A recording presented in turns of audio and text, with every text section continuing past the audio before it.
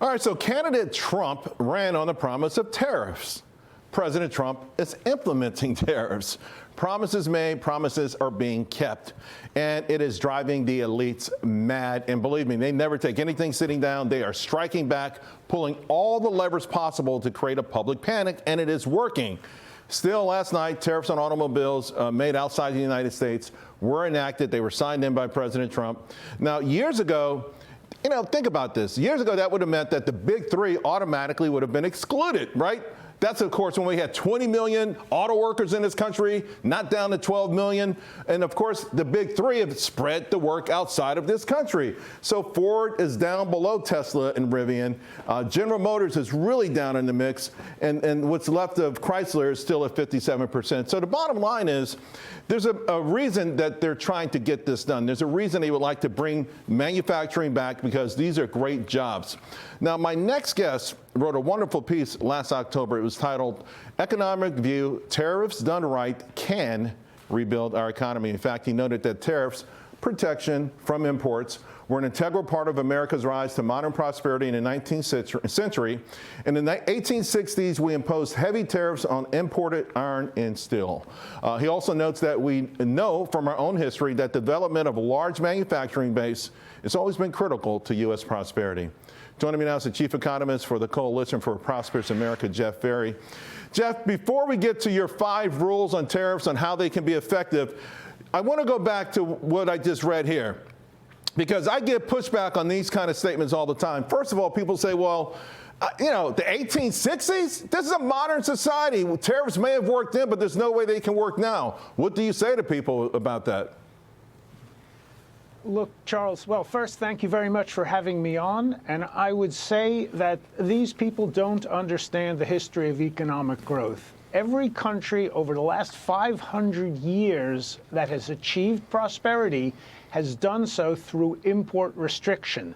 So most recently, for example, over the last 30 or 40 years, the 2 countries that stand out as successful economies are South Korea and Singapore.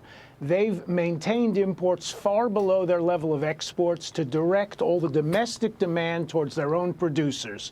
They're an example. Another example is India. Right. 30 years ago, India had a zero auto industry. Today, it is number 5 in the world. It now produces more cars per year than Germany, and It did that through tariffs. Right. So import policy is a critical part of your economic growth strategy. What about this one? Manufacturing jobs are all going to robots, so it's all a waste of time anyway. Yeah, so that's a good point. There's a lot of misconceptions, including among union members and certainly among the media, that what we're trying to do with economic policy is maintain jobs, maintain the past. That's not what we're trying to do. The way countries get rich is through having successful industries that make a lot of profit, do a lot of investment, and pay high wages. The more we have high productivity, meaning we need fewer workers on the shop floor, the more those wages will go up. You need industries all over the country.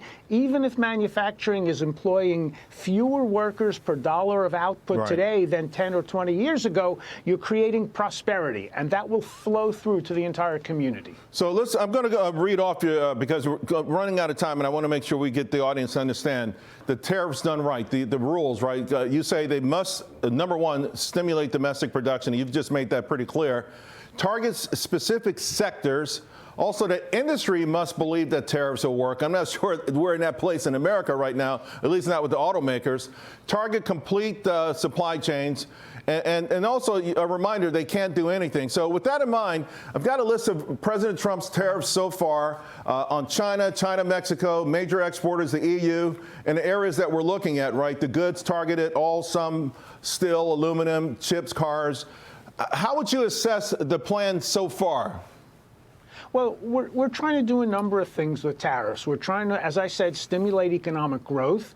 We're trying to rebuild our national security so we cannot be dependent on places like China for things like medical supplies. Third, we're also trying to eliminate or fight unfair trading practices from elsewhere. And then President Trump's got some other non-economic objectives. Now, I strongly support tariffs and decoupling against China. I think with Canada and Mexico, we should take a more gradual approach, but still we need to reduce imports from those countries. Reciprocal tariffs I'm less keen on. As you said, I take a very economist, industry-specific point of view. I used to be in the tech industry, and I think there are certain industries. The president's already done steel and aluminum. I'm thrilled that he's now turning to automobiles, because for 100 years that's been the biggest sector in our manufacturing sector, so we've got to reinforce that. And there are others that we need to focus on. Jeff, thank you very, very much. You've articulated this as well as anyone, and I appreciate it, and I think the audience does too. Thank you. Thanks for the opportunity, Charles. You got it. Always good to see you.